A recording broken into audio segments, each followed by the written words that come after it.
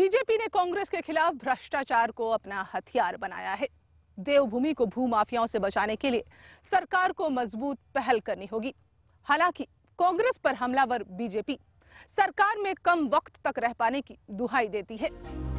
देवभूमि में बढ़ रहे भूमाफियाओं पर लगाम लगाने और जनता को बेहतर प्रशासन दिलाने के लिए सरकार और विपक्ष ने कई वायदे किए। हालांकि बीजेपी नेता रविशंकर प्रसाद चुनाव के मौसम में उम्मीदों भरा एक सुहावना वादा जरूर करते हैं। भूमाफियाओं की वहां पे बहुत बड़ी बात की जा रही है कि वहां पे बहुत ज्यादा उन्होंने जड़ें जमा ली हैं। इसको दूर करने के लिए भाजपा क्या कोई वादा करती है? अभी विकास होना चाहिए, पारदर्शिता होनी चाहिए। हम कोई विकास के खिलाफ नहीं है।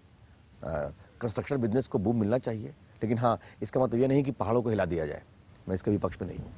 लेकिन कांग्रेस पार्टी में तो आप वहां जाइए तो एक एक विभाग को खंगालिए, आपको परत दर परत भ्रष्ट आचरण की तस्वीर दिखाई पड़ेगी।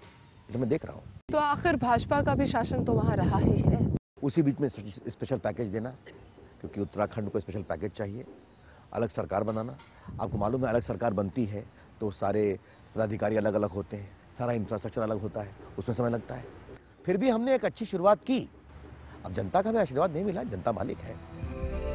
उत्तराखंड की सरजमी के अलावा यहाँ के लोग भी बेहद संवेदनशील और सृजनशील हैं। देश प्रदेश की अहम सेवाओं में हर प्रकार के सहयोग की भावना लेकर पले बढ़े यहाँ के लोगों के लिए राजनीतिक दृष्टि से काफी कुछ करने की दरकार है।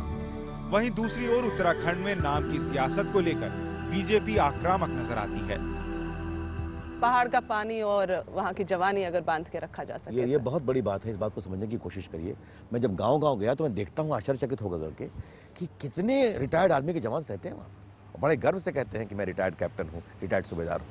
और वहाँ का एक तो पढ़ाई लिखाई बहुत है, तो वहाँ के गाँव के आम जनता का बहुत बड़ा सहभाग है देश की सुरक्षा के साथ, एक भावनात्मक लगाव। इसी बात को तो खंडूरी जी अट्रैक्ट कर पाएंगे, इसी बात से तो जनता उनको जुड़ पाएगी। हमारे यहाँ और लोग भी हैं, बहुत अच्छा है। और बीजेपी देश की सिक्योरिटी के इश्यू पर कॉम्प्रोमाइज नहीं करती, सख्ती से बोलती है। उत्तरांचल उत्तराखंड बन जाता है, भावनाओं से जुड़ा मसला है, लोगों की भावनाओं से जुड़ा मसला है। अगर कांग्रेस ऐसा करती भी है तो बीजेपी को क्यों तकलीफ है? ये एक नाटक और बहाना है। 2000 में कानून पास हुआ, कुमायूं का कुर्मांचल, उत्तराखंड का उत्तरा लेकर हुआ बना उत्तरांचल। नारायण दत्त तिवारी ने तो विरोध किया था, याद है ना आपको? वो नई पक्ष में थे इस अलग सरकार के, याद होगा आपको। जिस समय संसद में आई बहस, कांग्रेस के लोग थे, उन्होंने विरोध तो नहीं किया, एक्ट बन गया। आज चुनाव के मात्र 4 महीना पहले ये एकाएक हड़बड़ी में बिल पास करते हैं, तो अर्थात इनके पास दिखाने के लिए कुछ नहीं है। लोगों की भावनाओं के साथ एक बहाना कर रहे हैं और जनता समझती है। राजनीति में जन भावनाओं का बहुत महत्व होता है और बेशक उत्तराखंड में भी नाम की सियासत ने जनता की नजरों में अपनी तस्वीर देखने का मन बनाया लगता है। रविशंकर प्रसाद भले ही कांग्रेस पर आरोप लगाएं, लेकिन एक बात तो साफ है कि बीजेपी इस मुद्दे का खुलकर विरोध भी नहीं कर सकती। उत्तराखंड की जनता ने कांग्रेस और बीजेपी दोनों की सरकारें देखी है, मगर हकीकत में लोकतंत्र ख्वाब जैसा ही है। जनता की बेहतरी को चुनावी मुद्दा बनाने वाली बीजेपी को अपने दौर में बुनियादी मुश्किलों को दूर करना चाहिए था। ऐसा क्यों नहीं हो सका? रविशंकर प्रसाद इसे पार्टी की कोशिशों और आने वाले वक्त में चुनौती के रूप में देखते हैं। उत्तराखंड में वित्तीय कर्ज को लेकर हालात चिंताजनक है। ऐसे में सरकार में वापसी के बावजूद आर्थिक संकट बीजेपी के लिए बड़ी मुश्किल बनकर सामने आएगा। हालांकि कांग्रेस भी इन्हीं मुश्किलों से लड़ रही है, लेकिन बीजेपी इस संकट के लिए कांग्रेस को ही जिम्मेदार मानती है।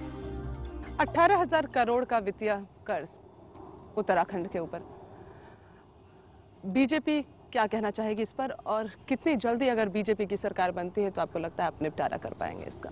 ये कौन सा विकास है कि 18,000 करोड़ रुपए का कर्ज है?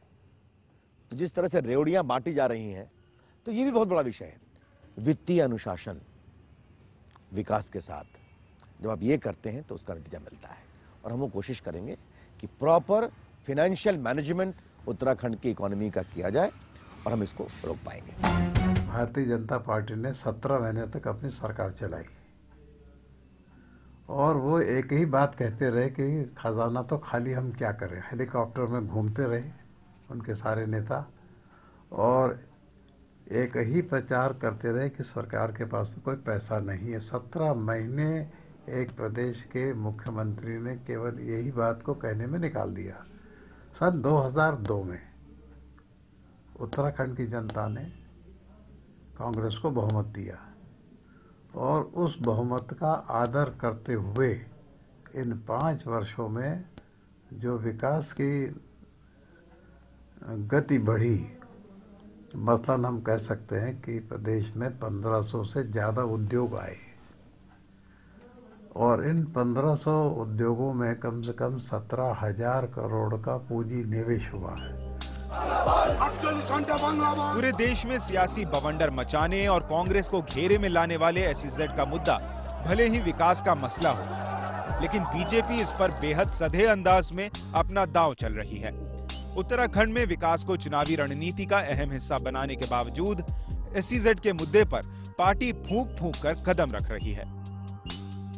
SEZ को उत्तराखंड में भी महसूस किया जा रहा है, उसको आप पॉजिटिव देख रहे हैं उत्तराखंड के लिए, नेगेटिव देख रहे हैं? देखिए, इसके बारे में व्यापक विचार तो वहाँ की जो भी सरकार आएगी उसको करना चाहिए। बीजेपी वहाँ की परिस्थितियों का विचार कर करके अगर कोई तराई समतल में SEZ की संभावना बनती है तो उसका विचार कर सकते हैं, लेकिन इसके 2 विधि निषेध जरूर होंगे। एक, किसानों की उपजाऊ जमीन को नहीं लेना चाहिए, 2 फसला 3 फसला जमीन को वेस्ट लैंड लेना चाहिए, और उसके साथ ही साथ उचित मुआवजा मार्केट रेट पर, और साथ ही साथ किसानों से बातचीत करनी चाहिए।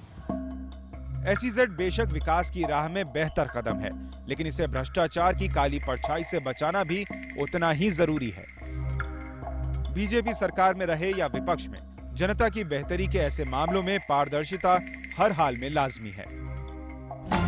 चुनावी हार जीत के इंतजार को सियासी पार्टियां रोचक बना रही हैं। खास तौर पर अगर उत्तराखंड में बीजेपी को जनादेश मिला तो कौन बनेगा मुख्यमंत्री, इस सवाल ने खलबली मचा रखी है। क्या ये कोश्यारी को आउट ऑफ फ्रेम करने की तैयारी है? जानेंगे हम एक ब्रेक के बाद।